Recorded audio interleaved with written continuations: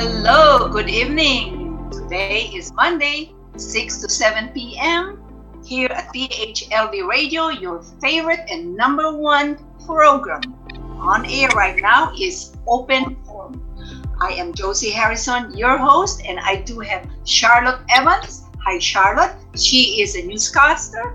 And I have Victoria Tambunting. She is a lawyer in the Philippines, immigration lawyer, and she works as a paralegal here in Las Vegas. And we have Dolly De Leon. Dolly is a minister here in Vegas. So if you want to get married, please call Dolly later. We'll give you the contact number.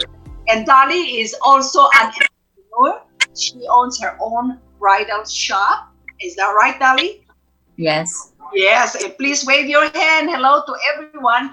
And tonight we have a special guest by the name of Rachel Gunther. And I will call on Vicky Tambunting. Please, Vicky, introduce our guest for tonight. Okay, it's my honor and my pleasure to introduce my friend Rachel Gunther. Okay, let me read a short bio. Okay, let's start with this. She's a retired real estate entrepreneur and author. Ooh, that's great. I want to write a book. Number two, she's an instructor of Pilates and Zumba. I think I need that too. And then, she's been married for 40 years with two adult children. And let me tell you, her son is so handsome. And then she has a degree in biological science from UC Irvine. Is it Irvine? Irvine. Okay. Irvine. Thank you. And then, now it gets more interesting. 2016 Los Angeles County Regional Chair for Donald Trump. Yay! Hey. She's an RNC delegate 2016 to 2020. Now, she's also the founder of Make California Great. I added again. It's a conservative grassroots political organization. She's also the producer of Make America Laugh Again. It's a dinner comedy show with conservative comics. And finally, she's the film ambassador for California Proposition 16. Is that right? And the discrimination law. So tonight's going to be an exciting night. You can ask Rachel anything about all these things. And we are going to have fun. All right? So, Josie, take it away. Okay, now you've heard all those credentials. My goodness, I don't know how she has performed such, incredible job to have all these titles on her shoulder. Now, I would like to call on Rachel Gunther. Please, Rachel, say something to our listeners. Hi, everyone, and Josie and the panel. Thank you so much. I really appreciate the invitation. I mean, this is such a fun panel. I wouldn't have missed it for the world.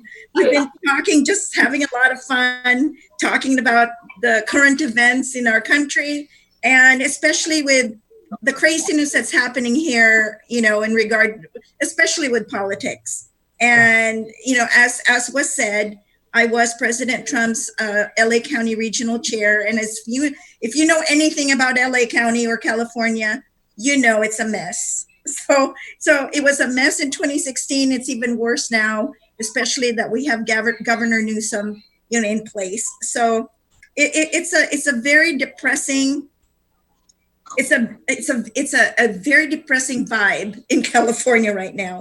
And we just are praying that we can achieve a recall, which we have already instituted since about 2 months ago. We need about 2 million signatures to get this crazy man out. Currently, we have about 250,000, and we have up until November to get it resolved.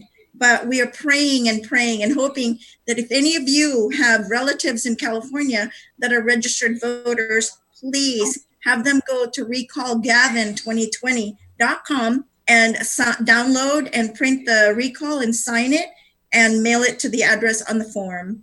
How many votes do you need? We need 2 million signatures. We need 2 million signatures in order how much do you have now? We have about 360. Okay. So we still have a ways to go, but time is against us. And so most of the time, the reason why recalls fail is when it's not funded.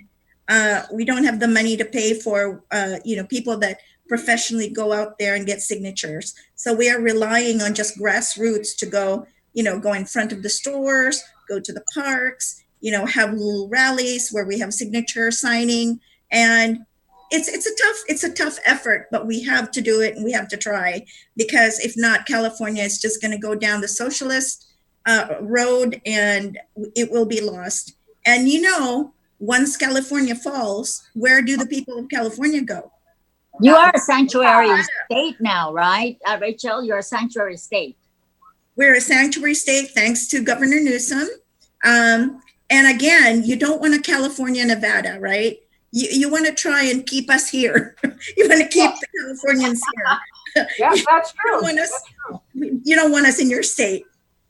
But my question is, Rachel, what do you hope to achieve if, let's say, you're able to take him out?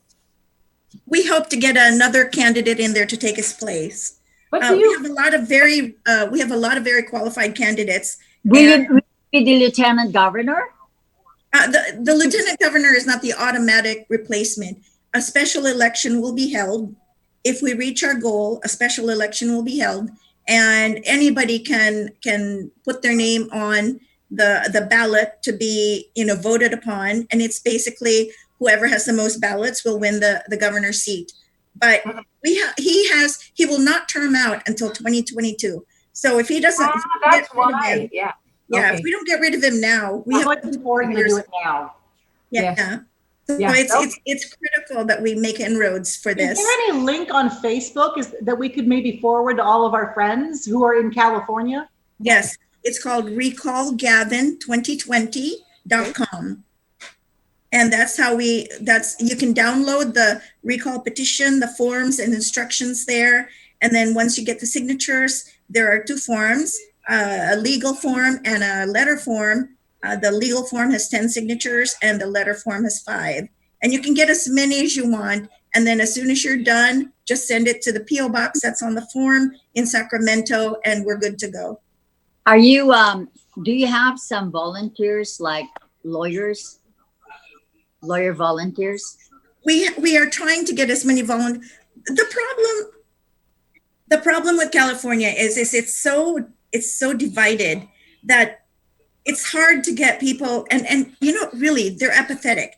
Most voters are apathetic right now. They have no interest, in getting involved, even if it's for their salvation and for their best interest. They have no interest in getting involved. So the 80-20 rule is 20 people are doing all the work and 20% are doing the work, 80% are just sitting around just complaining. A lot of them complaining on Facebook. So what we have done is we have done rallies to try and motivate people.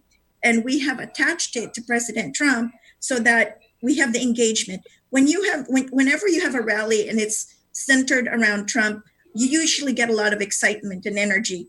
And so we get them there, and then we also get them to sign the recall. Then we also get them to register to vote if they're not registered to vote. So a lot of the events that we put together and rallies that we put together generally are 2 or 3, fold. We usually have 2 or 3 advocacies that we're doing at these events so that, since you're not, most of the time they don't come back. So they're just lazy.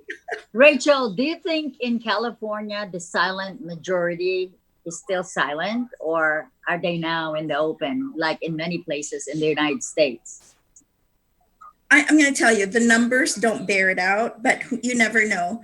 I know that right now, if you can believe it, we are outnumbered. We have 4 million registered Republican voters.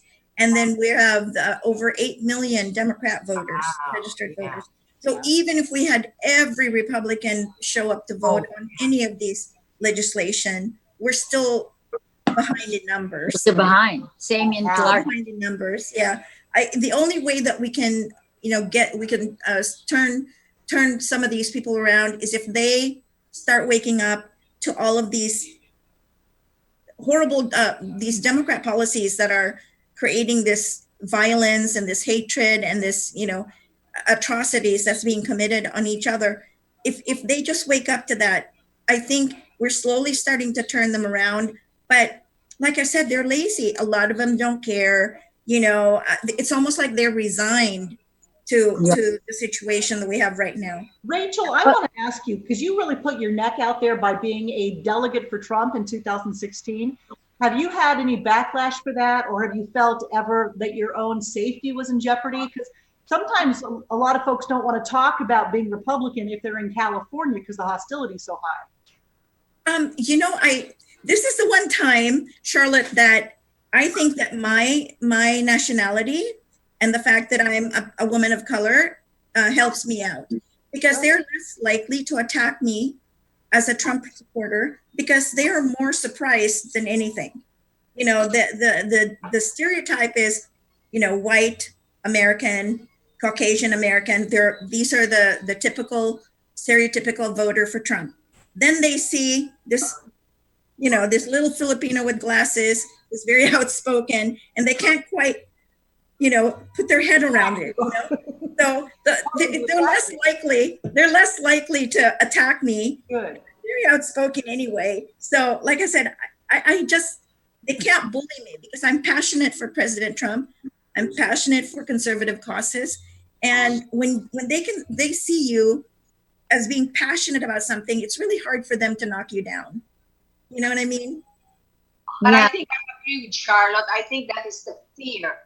The fear is they spread the fear by putting some videos on Facebook. They just show them that for no reason they just attack the Trump supporters, and that kind of spread fears in the eyes of other people.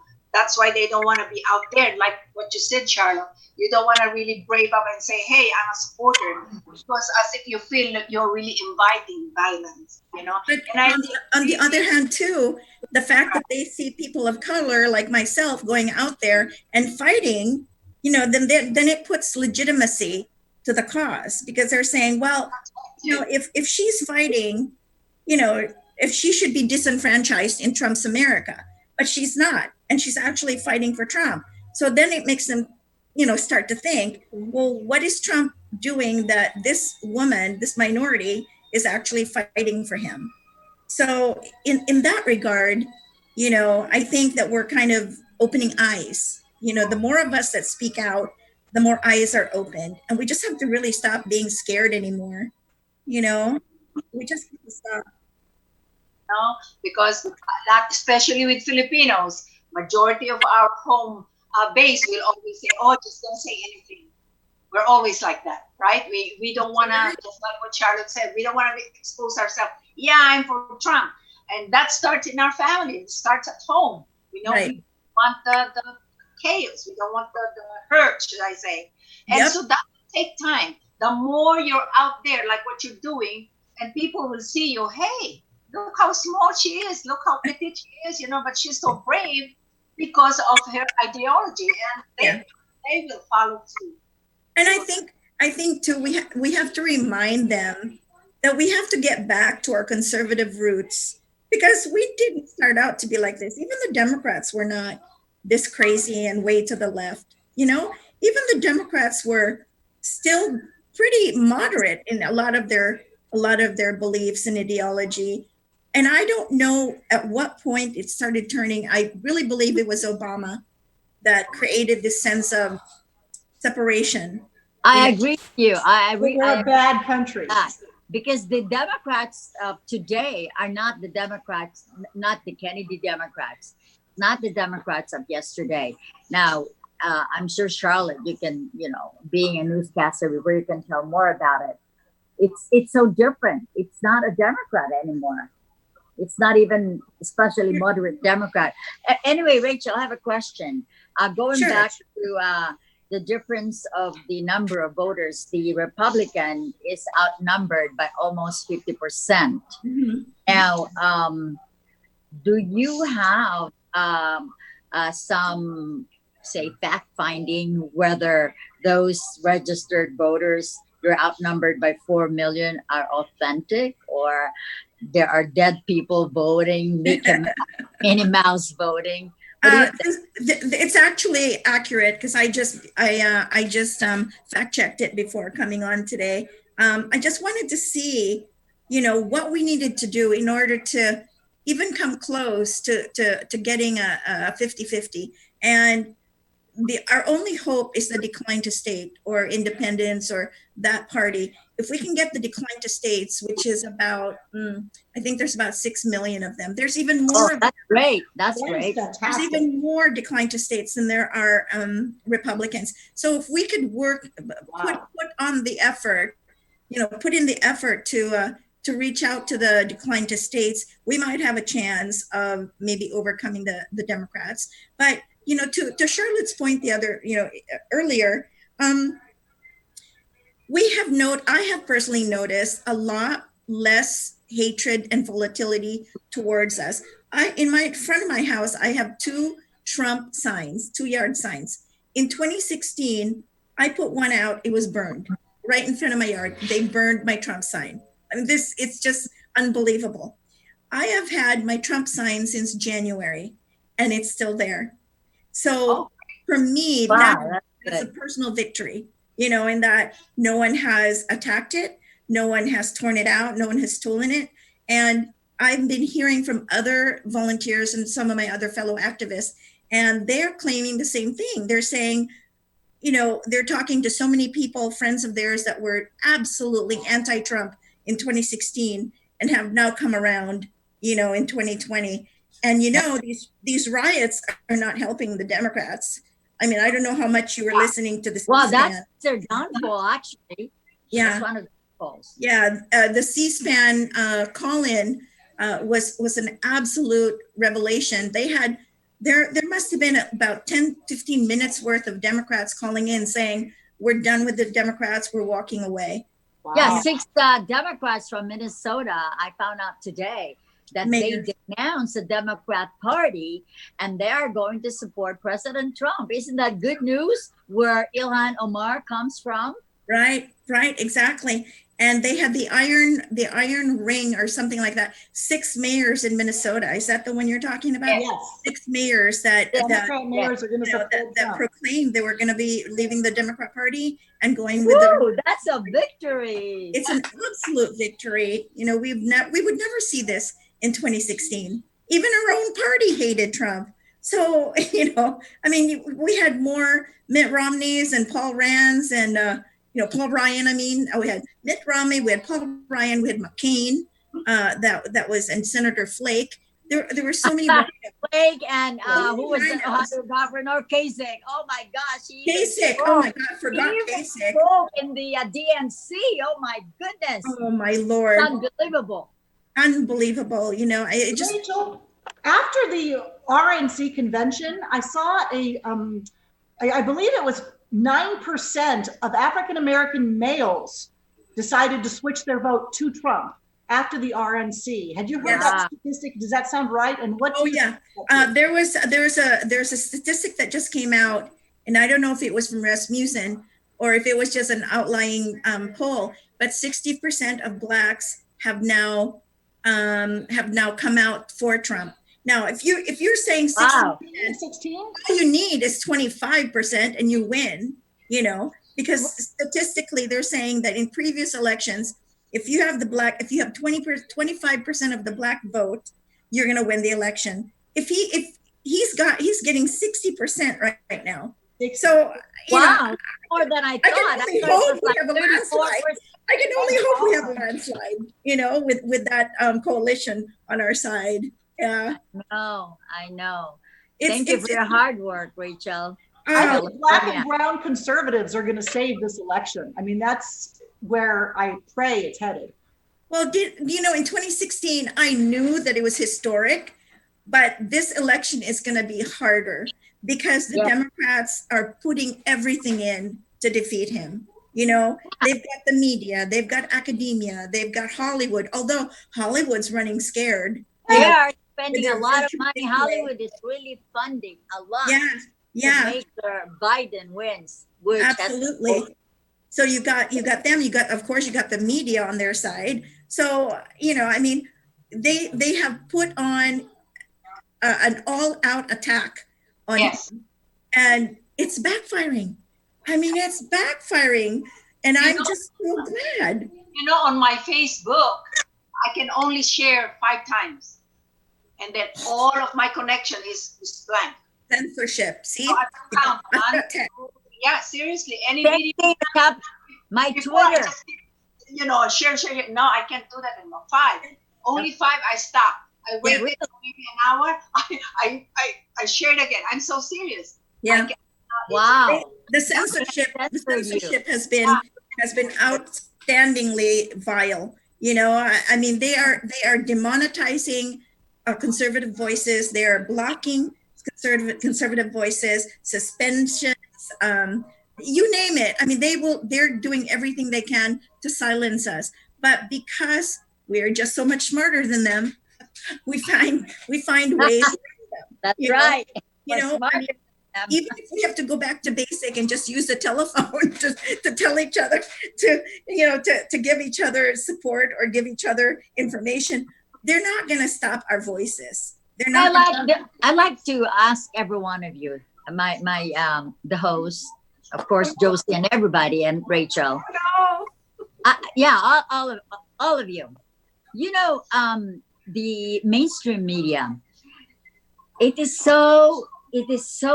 not surprising, but right after the RNC, practically, I saw it from all the clips. I only watch Fox or Newsmax.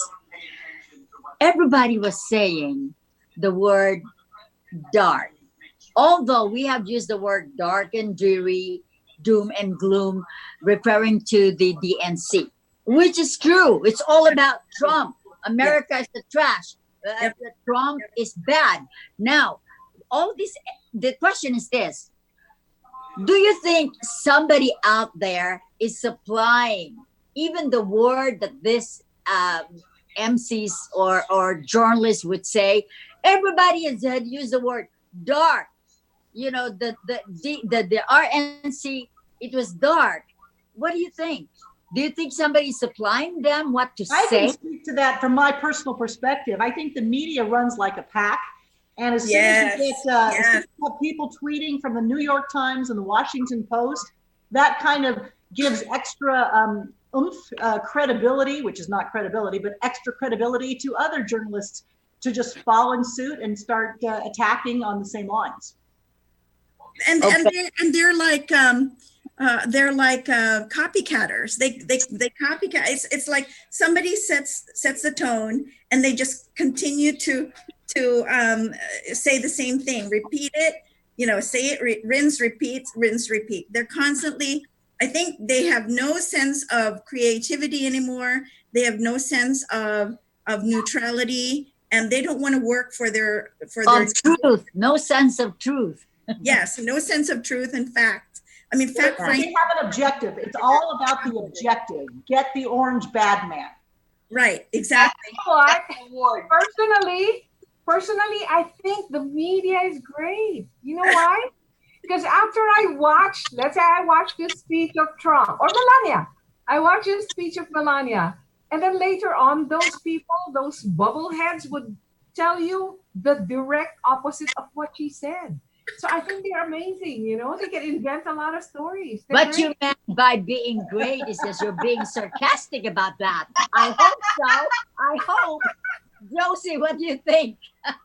What do you think, Josie? It's true. Imagine that. Melania was just saying this, or Trump was just saying this, and then when they talk, who's this George Stephanopoulos or something? He says the exact opposite, and I said, "How did that happen? How did you get it that way?" Oh, you're great. You really are. They live in an alternative reality. They live in their own little bubble, their own echo chamber, and they don't dare stray away from that echo chamber. Okay, Rachel, explain to me. I kind of know what's going on with these two particular ways to vote. We have the popularity vote and we have the electoral vote. Give me some clearance on that one so I can fully understand that. Okay. Well, the founding fathers basically said, okay, we're going to have some states that are more populous than other states. Okay. But we want to make sure that each state has a fairly equal amount of voting privilege or voting strength. And that's why they came up with the Electoral College. Like Florida, I believe, has 11 Electoral College. I'm not sure of the other ones, but that is really the concept that they came up with to make it more equitable for all between the smaller populated states and the bigger populated states, because they didn't want the populated states to mandate their wishes on the smaller states. They wanted it to be equitable, and that's why we have the Electoral College. To avoid a tyranny of the majority. Yes, yes. And of course, if you go with just the popular vote, naturally, California is going to probably have the biggest, popular vote because they have the most, the biggest population. And that wouldn't be fair to, say, a little state like Maine that has maybe, 1/3 of the population. So, I think that was the most incredibly foresighted concept that they came up with in coming up with the Constitution, don't you think? Inspired. It was. Yeah, I was thinking a while ago. Very inspiring. We have a registered 4 million Republicans, but that is doubled with the registration of the Democrats. Then that is when the popularity votes and the electoral votes come into my head, and I said, well, isn't it? We're gonna base our votation through electoral votes. So tell me something. How do you divide the electoral vote? Is there a certain number of voters? Like maybe in one electoral vote, there's like 1 million people there, or if I'm not mistaken, these are already designated. Like these are already allotted electoral votes per state. So I don't think that they can get more electoral votes if they wanted to. I think right, but each electoral vote is what? Representing how many voters? Is that how you look at it?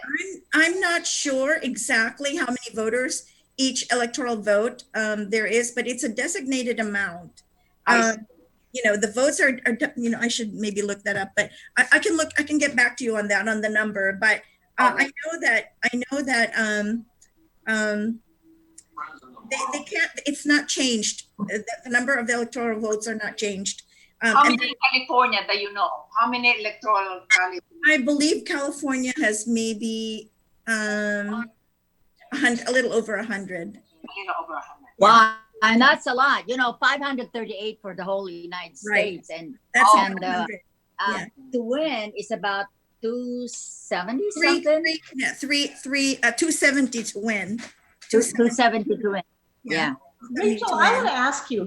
You went to UC Irvine and you studied biology, which, by the way, you obviously are a very good student, because that is tough to get into that school, period. Yeah. But to UC Irvine for biology, whoa, I'm very impressed. But you also live in Orange County. So have you seen what happened with the voter harvesting and how the political representation of Orange County has shifted dramatically in the last 10, 15 years? Yes.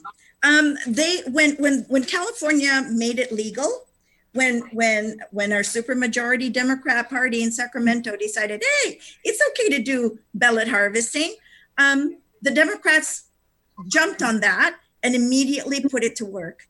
The Republicans, on the other hand, were a little slow on the uptake and didn't really take it seriously. So in 2018 is when they put that practice into great success. And that is one of the reasons why some of the red counties that we had in, districts that we had in Orange County ended up being turned blue. I mean, this is the first time in 100 years that Orange County ever turned blue. That just goes to show you what voter fraud. But it's legal. Wow. It's legal in California. And I heard too that your governor is now making it legal there. Is that true, or am I mistaken? Exactly what they want to do here. They want to. Have they not approved it yet? Oh, please don't approve it, because that is the worst thing. I think they've approved it. There was a middle of the night emergency session of the legislature with no voters really tuning in to watch, and they passed a all mail-in ballot law. Yeah, that was the worst. Which allows voter harvesting. Yeah, that was the worst possible cheating method that the Democrats gave the Democrats, because. Why do you think they like mail-in ballots? Yes. I mean, they were very good about it. They would send people to go to all of the Democrat voter residences and say, hey, we're collecting all the Democrat votes, we'll be happy to take your vote. So, they were going door to door, collecting Democrat votes and making sure that all of the Democrat votes were put in. Well, no one from the Republican Party was doing the same thing, but it really probably wouldn't even work with the Republican Party, because how many of us Republicans would just give our ballot to somebody we didn't know? I mean, when you think about it, right? Well, some might, and that's scary, especially when somebody says they're gonna, and they could just throw it in the gutter. Exactly. So I think that it works for the Democrats because they're used to cheating. I agree. That was direct to the point. Oh my God. Knockout.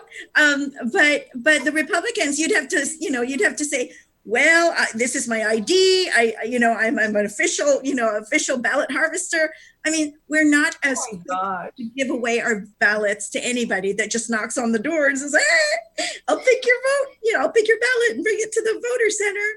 So yeah, that was one of the reasons. So they got us that time. But now that people are more aware, we've educated, our party or our voters about the dangers of ballot harvesting.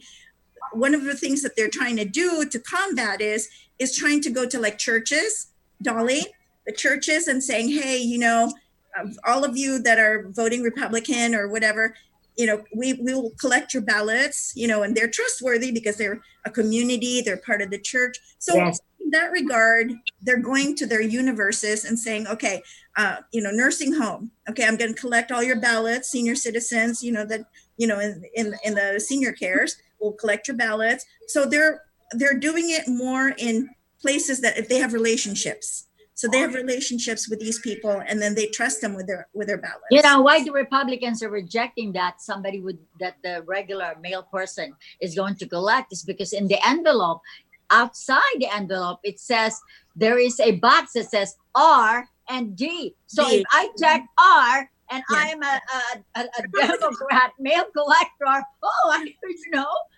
I can throw this away. Yeah, it's already. Yeah, it's proven that voter fraud is so rife. It's so rife when it's vote by mail, and that's why we're fighting it, and that's why Trump's fighting it. We have to fight that because the fraudulence. So Rachel, just to say that there is really authentication on this one, that there is fraudulent activity. Is not related to the mailing ballots, But remember the first stimulus check that we have that was sent. I will relate to that. I keep sharing this information, but it is the only proof that I have. My relatives. Yeah, I'm gonna send you. I've already gotten. For her father. Yeah. Who is dead. Yeah. 200 check. Yeah. And so I said, what are you gonna do with that? Well, we are scared, so we're gonna give it back. But that's give it back. Just rip it up. Just rip it up. If I've already gotten two ballots, vote by mail ballots. Then I'm thinking to myself, there's just one of me. Why am I getting two ballots? I mean, it's I've heard people say that they've lived in that apartment 10 years and they're still getting ballots from people that lived there 15 years ago. So these are the kinds of things that are proven. It's not just narrative. It's actual stories. It's actual. It's a fact. Mm-hmm. Yeah. Mm-hmm. And we're gonna, we're just gonna have to. The only way to counter vote by mail is just everybody just get up their butts and vote in person. Just vote in person, and we have to vote overwhelmingly and give him a landslide, give him a mandate, so they can't use these voter fraud to question the results. Unfortunately, in Nevada, our Secretary of State is a Republican who actually sort of siding with our Democrat governor, and that's good. Yeah. We have a Democrat governor, and I don't know if it has been mandated already. Yeah, that's going to be the worst thing that can happen is in November 3rd is that, he isn't declared. It's so close that he's not declared, by the preponderance of the vote. And then this becomes challenged, and we have to wait, for counting or ballot counting or whatever.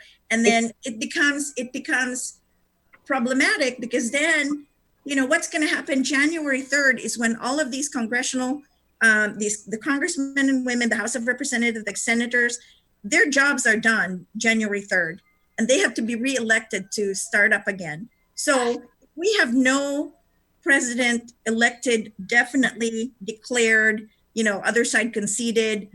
That's going to be a challenge because that's what the Democrats say they want to do.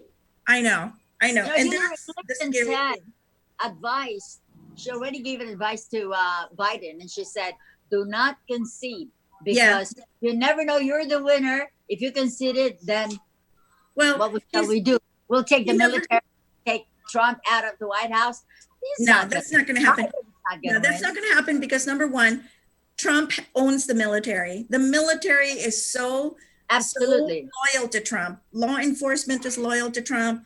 The militia is loyal to Trump. The military is loyal to Trump. And with any coup, with any third world country in all history, whenever there's a coup, who usually does the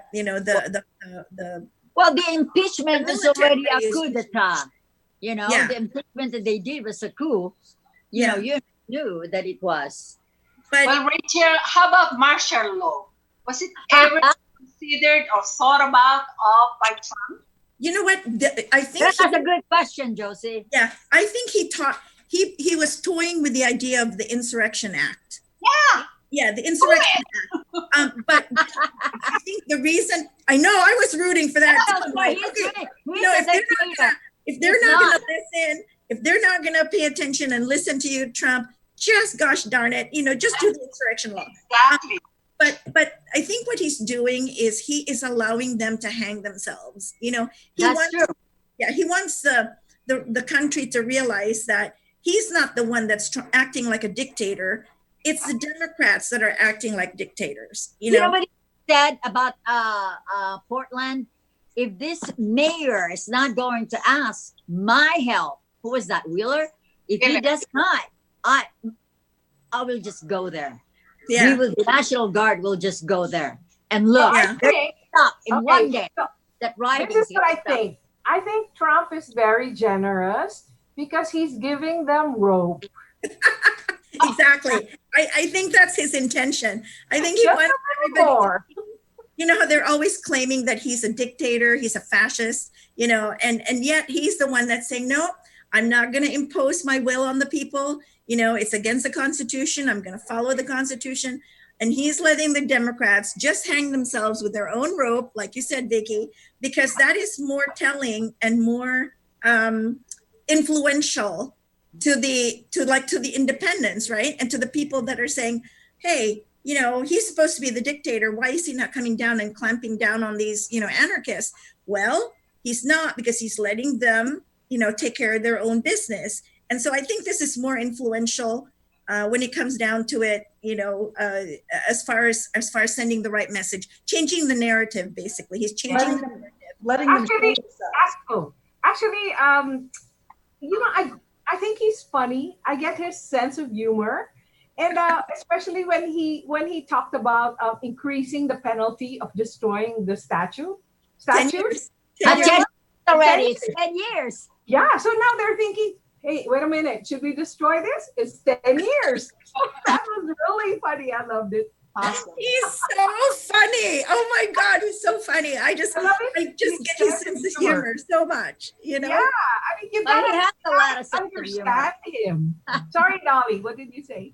No, that I was just agreeing with you. That's you know what I think? I always am reminded, he reminds me of my dad, because Filipino dads and grandpas have the best sense of humor ever. Like they can make fun out of anything. Like you say something and somehow they'll twist it and make a joke out of it. And they're like airy. It's like, they boast a lot, but you gotta listen, you gotta have a sense of humor too. And I pity people who see him every day on TV and they feel so bad. Their lives are really hell seeing him every day. So why do you want to live like that? Yeah, I agree. I Yeah, agree.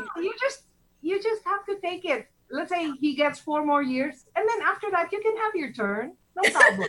You can have your turn. Just don't destroy the country, okay? No, Democrats, come on. Yeah. Next one, The Mike full, even the Pence. full Okay, age. ladies, let's acknowledge the people who are watching us and listening on Facebook. I have Miles de la Cruz watching from New York. I have Whoa. Git Guzman watching from the Philippines. We have Mary Ann from the Philippines. We have Miles Oliveros. Mabuhay kayong lahat, sabi niya. Mabuhay. Okay, I have Maria Wiltrout is watching from Illinois. Missouri. I'm sorry. And then we have Jen Cole. Good evening, Jen. Thank you so much. And then I have Joe Devlin. She said, Charlotte Evans, you need light. We need light. Oh, we have the beautiful Jobel Salvador. She's an actress. Hey. And my favorite realtor. My favorite realtor, John Paul David, the best. He's watching. Right? Who else is here? Jen Call. Your top fan, Josie Harrison. Yeah, that's it. Well, thank you. That's so nice of them to watch. Yep. We're just giddy about President Trump. That's all this is all. It's a Trump fest, gab fest on President Trump. Yes, we have to have everyone The vote truth for is, Trump. This afternoon. I just want you guys to understand that, he is the most misjudged person ever, and I just think that once his term is over, I'm hoping 4 more years, that history will look upon him and his legacy will speak for itself. Yes. He's the most misunderstood and misjudged president ever. And people just don't want to take the time to really get to know him. I mean, he is funny. He's smart. He loves America. He loves all of us, whatever color skin you have. He doesn't discriminate. And he's a businessman. And what better person to run a country that's failing economically than a businessman? That's right. Well, I think, you use the word misjudge. Yeah. Well, We have audio. motivated. Someone's got their phone playing. Uh-oh. Why do we have audio? I don't. Johan, because I can hear it. I think it's coming from the studio.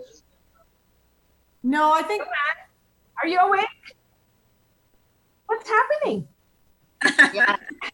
By the way, guys, Yes. we need to debunk the whole misrepresentation of Social Security. The Democrats are saying that he's going to defund Social Security. He's not defunding Social Security. Of Basically, course not. Yeah. Social Security feeds itself. It's not part of any payroll tax or anything. I mean, this is basically a Ponzi scheme. We all know what it is. So he's not defunding it. He's not able to defund it. So we need to make sure that people understand that that's not true. That's one of the big things that they're trying to push is that he's defunding Social Security. And a lot of us, retired people, we need that Social Security. So we need to really work on getting that message over that he's not defunding the Social Security. So When I watched the RNC, when I watched the RNC, you know what? My impression was this guy is a total package. yeah. The whole thing. His his policies on taxation, world trade, this Iran, Israel Foreign policy, promoting business. policy. business. He Yep. understands everything. You can't say, "Oh, he's very." We are so lucky. No. I was so touched by the nun. She was a doctor who went to military, and then after serving in the military, she became a nun, and she was one of the speakers. It was so touching the way she was talking about how life begins in Kentucky. Oh, Yeah, it brought tears to me. he's the most pro-life president ever. Yes, he That is. says a Yes, lot. he is. That says a I lot. believe that he had become a born again believer, a Christian. A good Absolutely. Christian. Praise God for that. I mean, We he have- was chosen. He was chosen for a reason, I think. You know, he Yes. really was chosen Yeah. for a reason. And he's That's been what I believe. Yes. auditioning for this job probably for decades. I think so too. I think he always had at the back of his mind that he had a destiny beyond business.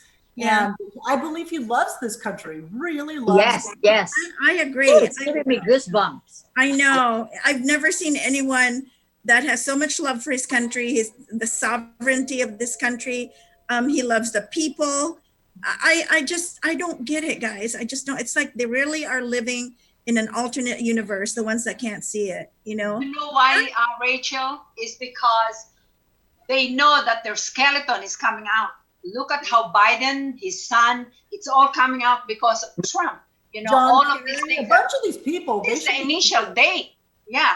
The I first agree. year, what? You I know, agree. the Russian coalition is not proven. Then they Yeah. went to impeachment. Then they went to one after the other. They just couldn't bring him down. You know? And then they try to get him on this whole COVID, the way he managed COVID. I mean, seriously, he stopped the travel from China in end of January. Well, no, before the end of January. We didn't even have any cases yet, you know. Exactly. And they're claiming that he didn't manage it properly. I mean, he activated a commission. He was right on the PPE shortage. He was on it. He had business working with government to try and get whatever was needed, respirators. I mean, what The else could hospital ships, yeah, the hospital ships that some Democrats wouldn't even send people to. Instead, they would rather put them back in the nursing homes to infect other people instead of sending them to the hospital. Exactly. You know, the Democrats are just campaigning on COVID. That's all you hear from them. And they are actually blaming him that there is this coronavirus, when in fact, the coronavirus, he was right in calling it the China virus. That's all they're campaigning on. Yeah, exactly. The COVID-19. You know, That's it. Nothing else. China, and we all know how we Filipinos feel about China. I agree. Yeah, I had to say it. I had to say it. China. They're bullies. China. But he is the only one that is calling them out for, number one, allowing this to get out and infecting the entire world and creating this global, economic shutdown. They're the ones that that are doing all this cheating with the trades and the tariffs. That's why we have to put tariffs on them. I mean, they've had it so easy for decades under Obama and all the other Democratic presidents. Now someone's finally saying enough is enough. You gotta play fair, and they don't like it. And their economy was tanking. So when they had the opportunity, I mean, this is just my opinion, they had the opportunity to send out this horrible virus to the world. They're thinking, well, if our economy is going to tank, we might as well get everyone in the same miserable boat. So I'm saying, Rachel, that, when the tariff took effect that week, what came after? Right after the tariff. Yes. Remember? Yes. The COVID-19 happened. Yes. So it was really done on purpose. Yep. And they had just signed. They had just signed an agreement. They had just signed the trade deal. And the trade deal was going to be very much in our favor. And then all of a sudden, whoop, here comes coronavirus. So China, not my favorite country right now. Never was. But Not even that, I'm telling you. Next time I'll tell you my experience in China. it's the second. Rachel, let's share to the people again, because you have a mission here to get 2 million signatures. So what should they do? They should go on the website and go on WeCallGavin2020.com. Okay. Yes. And what should they do? If they have relatives, if they're voters in California, please get everybody there to download the petition, sign it.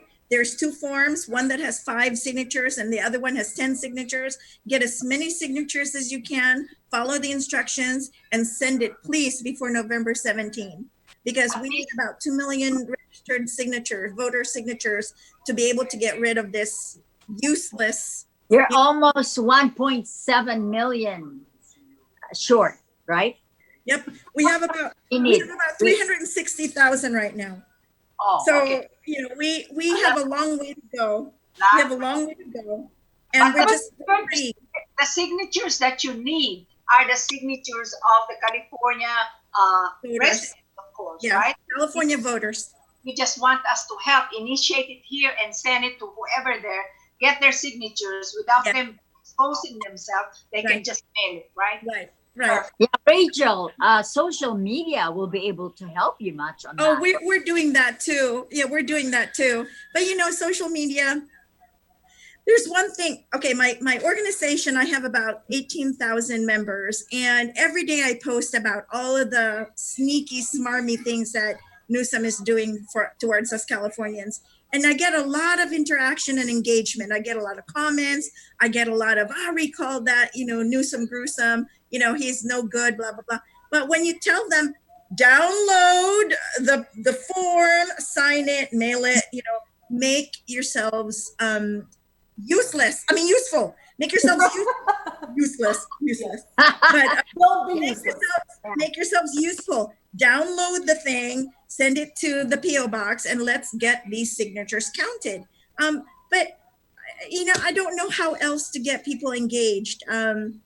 It's like, you know, you try to get them excited and motivated, and they're upset. They're not happy, but yet they're not willing to take a day out to go out in their neighborhood and get signatures. So, you know, we have to pay bounty hunters, the ones that charge $1 a signature, to go out there and do their jobs. And then that's pretty much the only way that we can probably achieve our goal. This is the second attempt. The last one was 600,000. So now we're actually on track to get more than that. Good. But that's got to be Josie, since Kamala Harris is from California and our guest Rachel is also from California, hey, let's talk about Kamala Harris.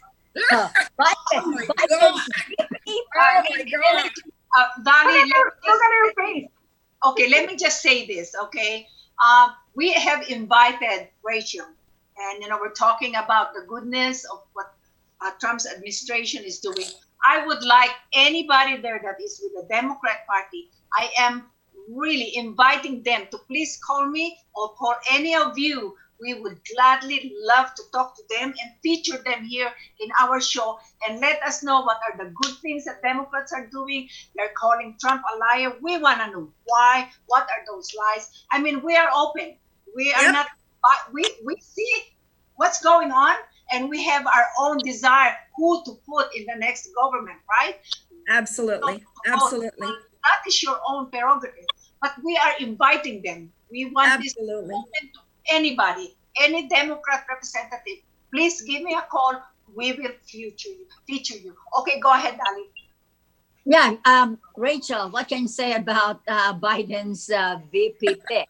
You mean sniff and blow? Oh, the sniff and blow campaign. Oh my! I'm sorry. Okay, Rachel, because she's Asian. I live in San Francisco. I know. I know a little background of Kamala Harris, but I want to hear it from you. Hey, ladies, we have to be cognizant of our time. We have like 4 minutes. So if there's something you want to say, Rachel, please. Oh, this has been absolutely so much fun for me. I appreciate your inviting me to join this really, really enjoyable panel. I love talking about President Trump. I'm one of his biggest. I can see in the background. I know. Can you see? Can you see? Oh, yeah. You have more questions than I do. And the pictures. I know. I see it. Yeah. Yes, that's really. Hey, Rachel, we will invite you again, my dear. I mean, probably in the middle of this month or next month, we would like to have some more talk about what's going on. You can give us some updates. Absolutely. Time. Thank you, guys. Thank you so much for having me. Bye, guys. Thank you, Rachel. Just stay there. Don't go away. Thank you, Rachel. Yeah, don't go. Don't go away. All right, whose turn now? Charlotte. Well, I just wanted to say I love the work that you're putting. I mean, your heart and soul is in it, and California needs Republicans like you. Oh, thank you, Charlotte. I grew up in California. I love that state. And when I go back, it breaks my heart to see how it has just been run into the ground. I know. And thank you for what you do to try to fix California. I did want to ask you, is there any chance, some people talk about if... Charlotte, we have 3 minutes, my dear. There we go. You're next. Yeah. Vicky, go ahead, please. I was just going to say, Rachel, let's continue to connect so that let's say you can bring your activities to maybe the Trumpers here, or the RNC or whatever.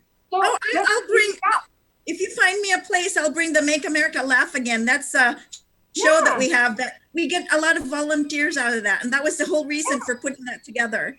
Okay, I want to get volunteers. I'm good in comedy. Try to get volunteers out of there. Let's do that. Go ahead, Dolly. Hold on. I just want to say hi again to John Paul David. I love you. Yeah, Rachel, thank you for doing a good job, President Trump. And like you, I'm very passionate about campaigning for him. And please, not only make California great again, let's keep America great again. Woohoo! Trump 2020. Trump 2020. Somebody from California who want to get married, send them over. I'll do that. I'll send them your name. Yes. Yeah. Renew your vows. Renew your vows in Nevada, in Las Vegas. Thank you, guys. Thanks for having me so much. Oh, Charlotte, I got 1 minute and I want to give that to you. Go ahead, please, Charlotte. Oh, well, gosh, the thing that was on my mind, is there any chance that Pelosi could install herself as an interim president if all the states don't ratify? Nope. No chance at all. Take that out of your mind. Good. Take that out of your mind. No chance in heck. Absolutely no chance in heck. So get that out of your mind. No Pelosi. No, Rachel, you have all our, we have that thread with the messenger. Please be in touch with us. If there's anything we could do for you here. Thank you. Appreciate your support, you guys. Love you, Nevada. Oh, thank you. Love you. Take care. Okay, bye. Bye, guys. God bless everyone. Bye-bye, everyone. Thanks, Rachel. Bye, Vicky.